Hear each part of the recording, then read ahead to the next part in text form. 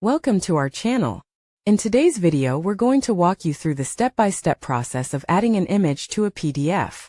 Whether you're working on a document for business, school, or personal use, adding images can make your PDFs more engaging and visually appealing. Let's get started. Step 1. Open your PDF editing software.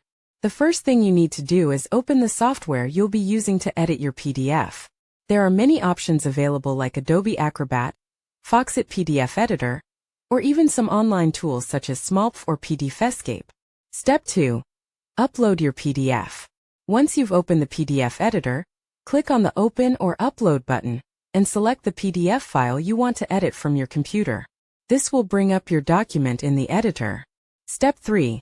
Locate the area where you want to add the image. Scroll through your PDF to find the exact page and location where you want to insert the image. Most editors allow you to zoom in and out or move around within the page to find the perfect spot. Step 4. Insert the image. Now it's time to add the image. Look for the Insert or Add Image option in the toolbar. This option might vary depending on the software you are using, but generally, you'll find it in the Edit or Insert menu. After selecting Insert Image, browse through your computer files and select the image you want to add. Once the image is uploaded, you can resize and position it on the page to your liking. Step 5. Adjust image settings. If needed, you can adjust the image's size, orientation, and transparency. Many PDF editors allow you to drag the corners of the image to resize it, or use specific options to rotate or align the image. Step 6. Save the document. After making the changes, make sure to save your edited PDF.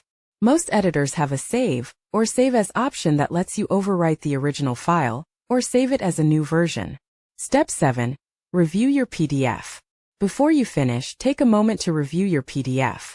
Make sure the image looks good and that it's properly aligned with the text and other elements of the document. You can always go back and make adjustments if necessary. That's it.